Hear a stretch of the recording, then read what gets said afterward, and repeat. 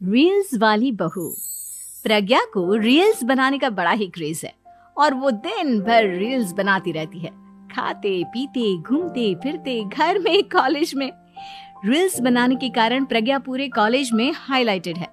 जहां उसकी रील्स सभी को पसंद आते हैं, वहीं मनीषा चिंता में डूबी रहती है। एक रोज जब खाते हुए प्रज्ञा रील्स बना रही होती है, तब मनीषा कहती है, एक मिनट भी चैन नहीं है इस लड़की को।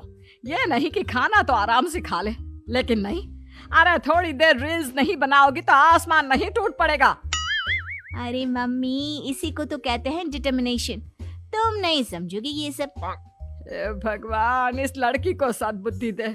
जब देखो तब टेढ़ा बाका मुंह बनाती रहती है। मनीषा की बात का प्रज्ञा पर जरा भी असर नहीं होता और वो खाते खाते रील्स बनाती रहती है। दिन बीतने लगते हैं और देखते देखते प्रज्ञा का कॉलेज भी खत्म हो जाता है। आए दिन कोई ना कोई मनीषा को प्रज्ञा की शादी करवाने का सुझाव दी जाता है।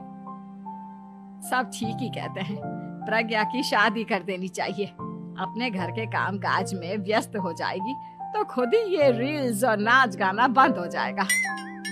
मनीषा और प्रेम प्रज्ञा के लिए एक अच्छा लड़का ढूंढने लगते हैं और तभी विकी का रिश्ता प्रज्ञा के लिए आता है, जिसने प्रज्ञा को उसकी रील्स देखकर पसंद कर लिया था।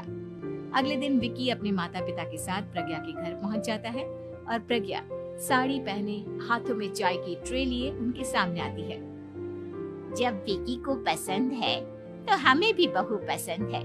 बहन जी, आप बारात की तैयारी कीजिए। एक बार लड़का लड़की अकेले में बात कर ले तो अच्छा रहेगा। हाँ हाँ, क्यों नहीं।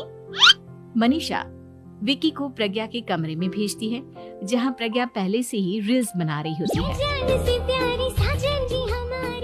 तभी विकी कहता है, आ गए आपके साजन जी।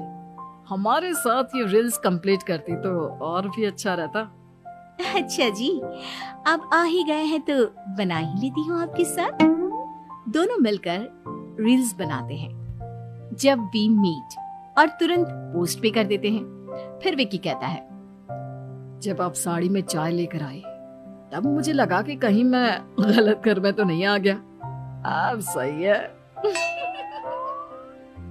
दोनों की शादी पक्की हो जाती है और शादी के दिन भी प्रज्ञा रील्स बनाने से चूकती नहीं।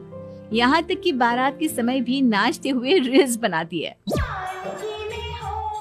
सभी लोग प्रज्ञा की तारीफ के पुल बांध देते हैं और प्रज्ञा नाचती गाती अपने ससुराल चली जाती है। सब कुछ अच्छा चल रहा होता है। प्रज्ञा यहाँ भी दिन भर हर चीज की रील्स बनाती रहती है। लेकिन कुछ दिनों के बाद जब सुनीता कहती है, बहू, ये रील्स के साथ साथ कुछ काम भी कर लिया करो। वैसे तुझे और क्या क्या बनाना आता है? मम्मी जी, वैसे तो सब कहते हैं कि मैं सब कुछ अच्छा बनाती हूँ, लेकिन मुझे लगता है कि मैं मैगी अच्छा बना लेती हूँ। हाँ, कॉफी भी अच्छा बना लेती हूँ और मुंह तो सबसे अच्छा बना लेती हूँ। हैं? अच्छा अच्छा। सुनीता अपना माथा पकड़ लेती है और कहती है, बहू, कुछ खाना बनाना भी सीख लेती। मम्मी जी, मैं लंबी प्लानिंग कर रही हूँ। जल्दी ही मैं इतनी फेमस हो जाऊंगी कि मुझे पैसे मिलने लगेंगे। हम दोनों सास बहू राज करेंगे, राज। नौकर काम करेंगी और लोगों की तो लाइन लगेगी हमसे मिलने के लिए। तेरा दिमाग खराब हो गया है क्या बहू? हंसी मजाक तक ठीक है, लेकिन इस तरह घर नहीं चलते। जितना जल्दी हो इस घर के तौर तरीकों को सीख लो। प्रज्ञा मुंह घुमाकर चली जाती है और तुरंत उसी वक्त एक रील बनाती है। ये देख सुनीता का गुस्सा 7वें आसमान पर चला जाता है और विकी के घर आते ही सुनीता उसे सब कुछ बताती है। विकी भी अब प्रज्ञा की इन हरकतों से परेशान हो जाता है। तुम टेंशन मत लो मम्मा, मैं देख लूंगा। विकी कमरे में जाता है तो देखता है कि प्रज्ञा रील्स बना रही है। विकी बड़े ही प्यार से प्रज्ञा से कहता है, प्रज्ञा, इन सब के लिए मैं तुम्हें मना नहीं कर रहा हूँ, लेकिन फिर भी हर वक्त तो ये अच्छा नहीं लगता ना। समझने की कोशिश करो, मुझे भी तुम्हारा थोड़ा वक्त चाहिए। मैं जब ऑफिस से आता हूँ तो मुझे समय देने की जगह इसी में लगे रहते हो। तुम ज्यादा ही सोच रहे हो। तुम भी मेरे साथ रील्स